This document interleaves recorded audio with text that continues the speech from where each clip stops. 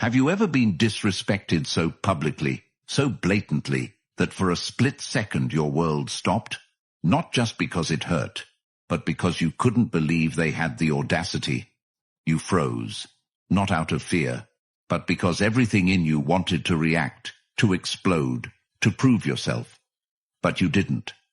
And then you went home, sat in silence, and replayed it in your mind 1,000 times. The stare, the smirk, the silence in the room, the fact you didn't respond. That's the moment that haunts most men. And if you're honest, it's probably haunted you. But it won't anymore. Because this isn't just a video. It's the switch you've been waiting to flip. Comment, I take the power back, if you're done letting people control your narrative. Disrespect doesn't kill a man. It reveals him. What you do in public when someone throws shade, mocks you, tries to clown you, that's your character exposed.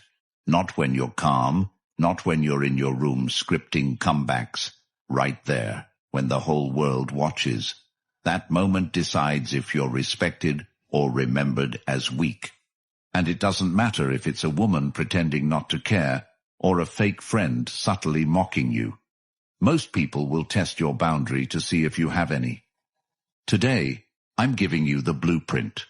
To flip that disrespect, to take back control, to walk out of that moment not humiliated, but completely on top of the situation every single time. Number 1. Pause. Don't react. When someone disrespects you in public, especially when people are watching, your first reaction is to defend yourself immediately, to protect your pride, to salvage your image, to not look like a fool in front of a crowd that may include strangers, peers, co-workers, or even someone you're trying to impress. In that moment, every fiber in your body screams to respond, to shoot back with words, to challenge the disrespect with energy equal to or greater than what you just received. But here's the problem. Most men don't realize. When you react instantly to disrespect, especially in public, you're giving away the one thing you should always protect, your power. That moment might feel like it's about pride, but it's actually about self-control. And self-control is the currency of true dominance. Any fool can explode, but very few can absorb a hit with composure, stand their ground, and calculate in real time what move gives them long-term control, not just temporary satisfaction. You need to condition yourself to pause, to breathe, and to assess. Not because you're weak, but because you understand that whoever speaks first, without clarity, usually loses. The man who pauses becomes unreadable. People around you begin to question your silence. Is he planning something? Is he offended? Is he calm because he's above this? That mystery is powerful, but you only earn it by mastering the initial urge to fire back. Picture this. Someone calls you out in front of others, hoping to provoke you. Instead of responding, you look at them, calm, blank, unreadable. That one pause creates tension. The air becomes heavy, because they were expecting a reaction and you gave them nothing. That throws people off. That's control. And control is what separates strong men from the weak. It's the ability to remain composed under fire. Not because you're suppressing rage, but because you've trained yourself to see 10 steps ahead. You're not trying to win that moment. You're focused on something better. Every time you resist the urge to retaliate, you prove to yourself that you're no longer emotionally enslaved. And the truth is, most people who disrespect you are testing if you'll dance. When you don't, they have nothing. Start conditioning yourself with small exercises. The next time someone cuts you off in traffic, don't react. The next time someone makes a slick remark in a meeting, look at them, then look away. The next time someone disrespects you in your circle, mentally note it, but don't flinch. This isn't about being passive. It's about being a man who decides when and how he acts, not someone who is manipulated by every jab. Power is presence, and the most powerful presence is the one that doesn't dance for anyone's amusement. Number 2. Master the gaze.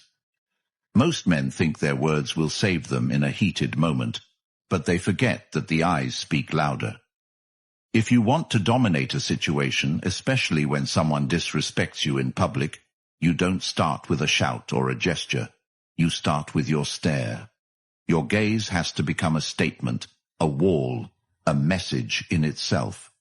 The moment someone tries to undermine you publicly, they are waiting for your voice to crack, for your hands to shake, for your facial expression to betray what you're feeling inside.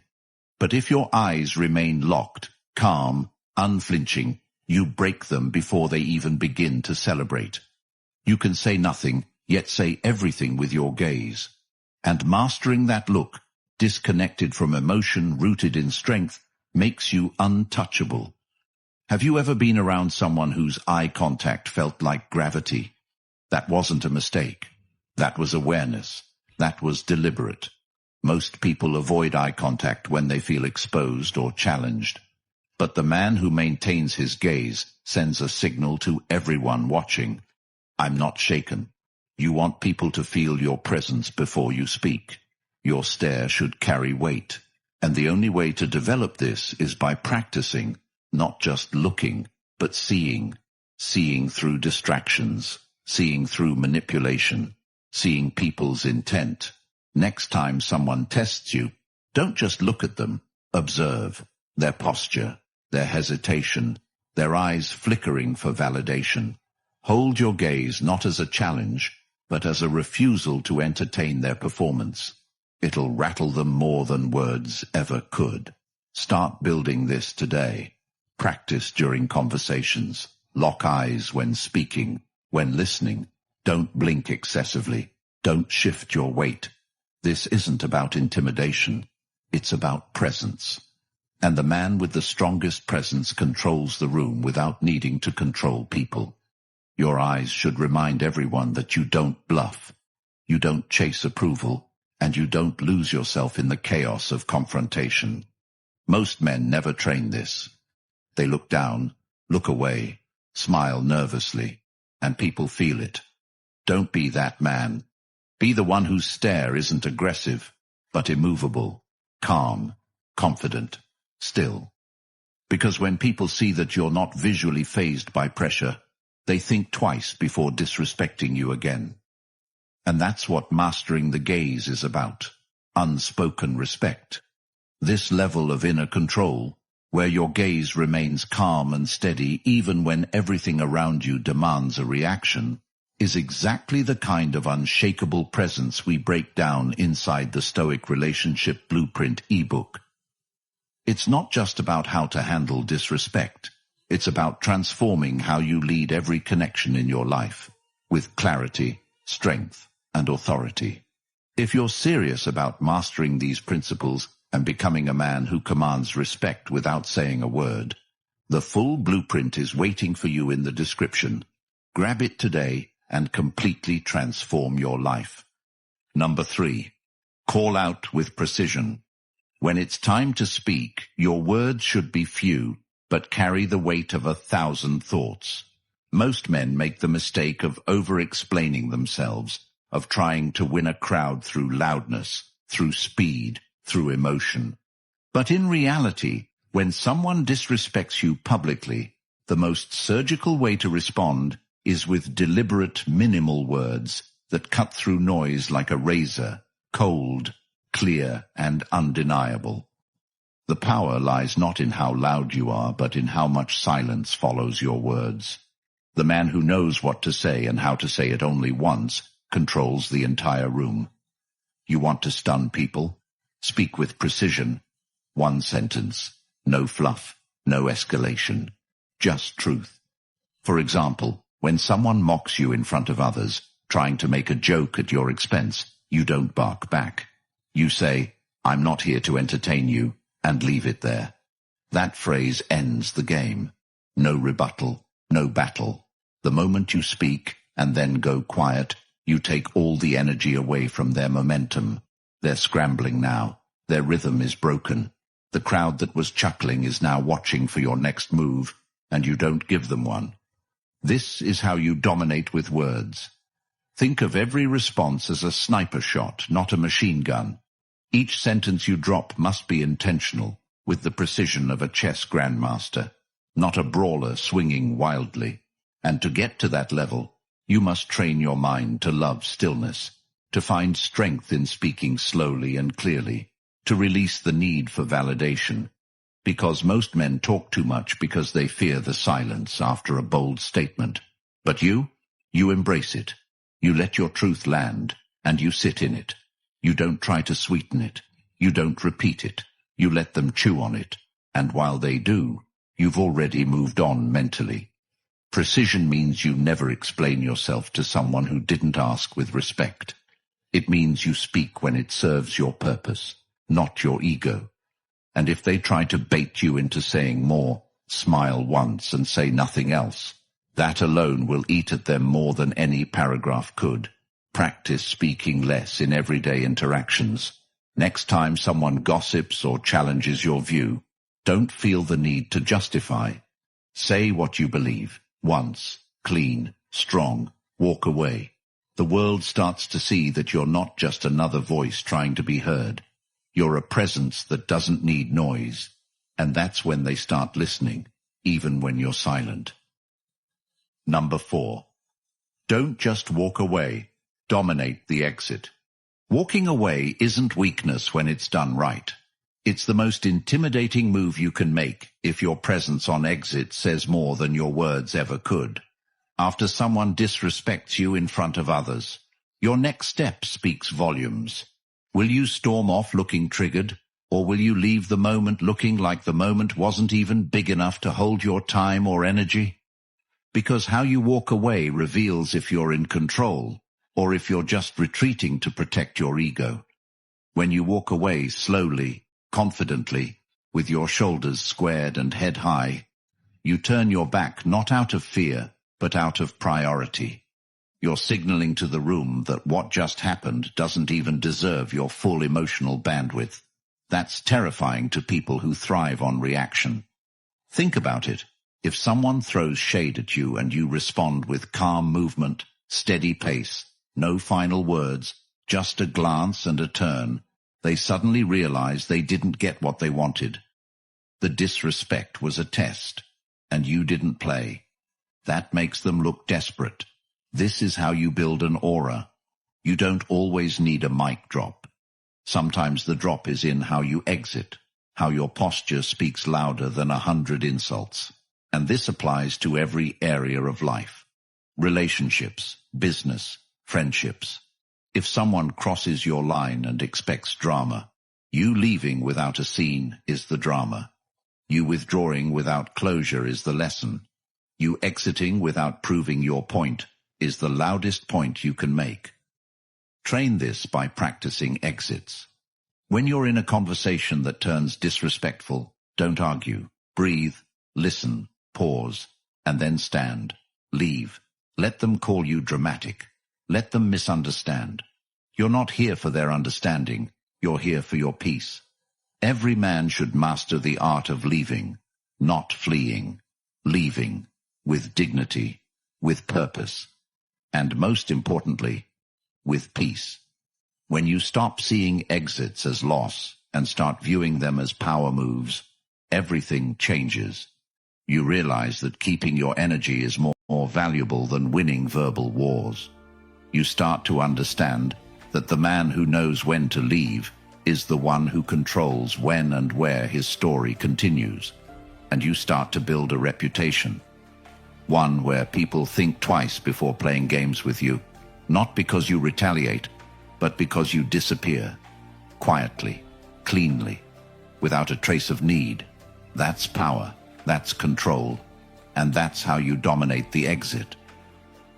Number 5, burn the emotion, build the power. Disrespect doesn't end when the moment passes. It echoes inside your chest like a challenge you never answered.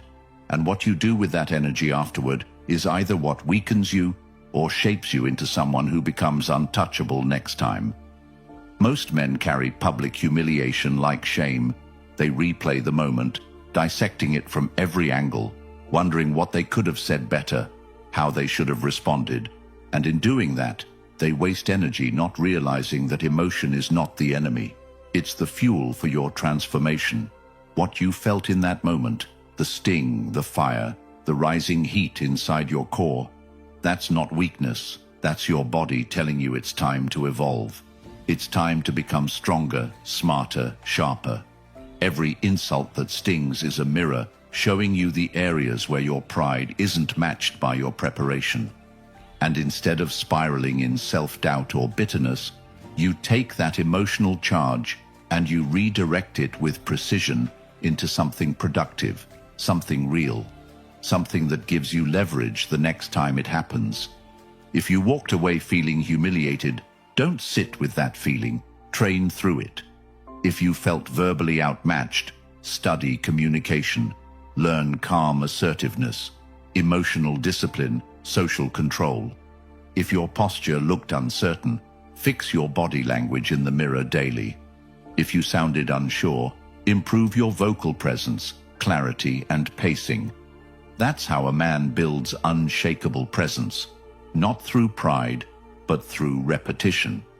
You don't become the guy who can't be moved by disrespect because you're naturally gifted. You build it by turning every public failure into a private lesson. This is how you make pain useful. You convert that frustration into fuel, not with revenge, but with betterment. Start with small rituals. Every time someone irritates you, go work out. Every time someone tests your boundaries, write down how you'll respond next time.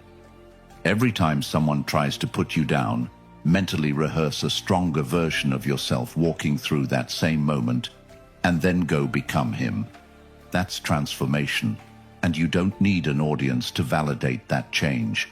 You become the man no one messes with, not because you're angry all the time, but because you've used every moment of vulnerability as a blueprint for power. This is not some abstract motivation. This is tactical evolution. Every ounce of emotion has a use. And when you stop letting it rule you and start channeling it, your life begins to change, quietly, consistently, and permanently. You go from being the guy who gets thrown off in public to the guy who controls the air in every room he walks into, not because he says the most, but because he's become the most focused, the most disciplined, the most impossible to unbalance. Burn the emotion. Use the ashes to build the next version of you.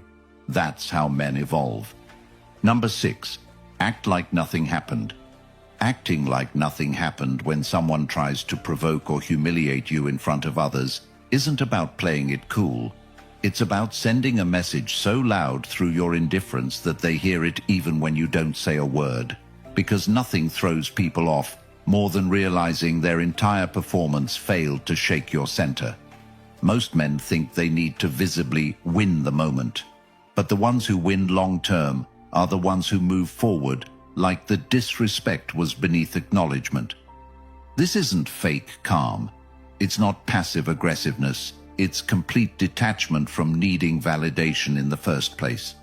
Because once you understand that their disrespect is a mirror of their internal mess, not your worth, you no longer need to fight it. You just outgrow it. The moment they disrespect you publicly, and you carry on like the moment never had weight, you force everyone watching to question what just happened. You trigger doubt in their mind. Did he not care? Did he not notice? Or is he so composed he doesn't need to engage? That doubt is powerful. It rewires the entire dynamic. Because in a world where everyone is addicted to attention, addicted to reactions, the man who stays still, who stays focused, who keeps moving like nothing touched him, becomes magnetic. They can't explain you. They can't predict you. And more importantly, they can't control you. Think about it. When you're tested and you respond with silence, with calm action, with continued focus on what matters to you, you remove their ability to script your behavior. You become the man who doesn't just walk away. You become the man who walks through the moment like it didn't register on your radar. That rattles people. especially those who rely on emotional chaos to feel in control. You deny them that fuel, and when they realize you can't be triggered by the usual tactics, they either shift or they shrink. Either way, you win. Practice this by deciding in advance what matters to you. Write down what behaviors you'll never give energy to. Decide now what kind of disrespect is unworthy of response. Build a code and live by it. When someone steps out of line, your lack of response isn't weakness, it's strategy. You've already decided, this isn't worth my time, my voice, my spirit. And when you live like that, people sense the standard. They stop testing you not because they fear your reaction, but because they see it doesn't exist. You don't need to clap back. You don't need to prove who you are. You just continue being who you are. Calm, composed, consistent. That's the ultimate dominance. Acting like nothing happened means you've mastered your reality. It means you don't lose energy proving your strength because your presence already proves it. That's how you command respect without demanding it. That's how you become unshakable. Number 7, set boundaries with no apologies. Setting boundaries is not about being confrontational. It's about finally deciding that your time, your energy, your dignity are no longer open to negotiation, especially with people who've shown you they don't know how to treat you with the respect you've earned.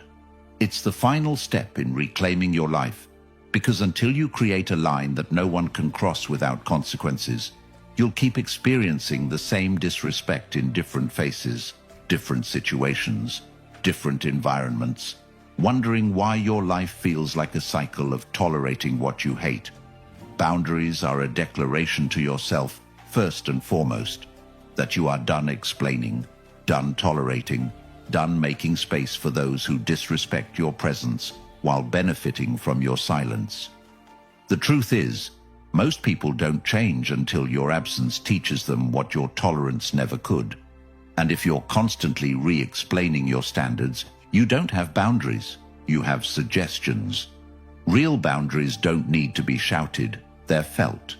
They're built in how you respond when someone tests you, in how you no longer stay in conversations that insult your intelligence, in how you don't reply to messages that try to reopen doors you've already shut. And yes, people will call you cold, arrogant, distant, but that's what happens when you stop dancing for their comfort and start protecting your peace. The moment you stop tolerating nonsense, people either rise or disappear, and both are gifts. If someone you've given access to repeatedly disrespects that access, your response must be absolute. Not a conversation, a cutoff, not an explanation, a decision. You're not here to rehabilitate grown people who know exactly what they're doing. And boundaries are not for them. They're for you. They protect your energy, your momentum, your growth. Think of them like walls in a fortress, not to keep the world out, but to protect what's being built inside. You don't need everyone to like you. You need to live in a way that you like yourself. And no man who tolerates constant disrespect ever feels powerful. He may smile on the outside, but he erodes silently. So you set the line. You enforce it. You let your actions speak. When someone disrespects you in public and expects it to go unnoticed, your boundary is walking away and never returning. When someone laughs at you behind your back and expects forgiveness when confronted, your boundary is silence, not sympathy. When someone plays games with your time, your trust, your value, your boundary is removing the option of ever doing it again. And you don't make a show out of it.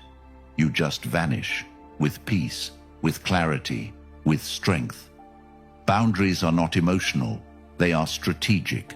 They're not about revenge, they're about revolution. Your life will only change when your standards do. And the world will only treat you with the level of respect you demand from yourself first. So stop explaining yourself to people who never cared to understand you in the first place. Stop holding space for people who only show up when it's convenient for them. Stop expecting change from the ones who are invested in your confusion. And start living like your energy is sacred, because it is. Set the boundary, enforce the boundary, and move forward, no apologies. If this message hit something deep in you, if you're done replaying moments of silence, done shrinking to keep the peace, done carrying the weight of disrespect, then this is your turning point. Comment, "No more disrespect," to lock that mindset into your core. Like the video and subscribe if you know this truth could save another man years of pain, confusion, and regret. Because what you just heard isn't mainstream, it's timeless. And if you're ready to take all of this even further, the Stoic Relationship Blueprint ebook for men is waiting in the description. It's not just a read, it's a system for self-respect, self-control, and walking through every relationship in your life with strength and unshakable presence. You want peace? You want clarity? You want to never second-guess yourself again? Then don't wait. Grab it now. Master your world before someone else does.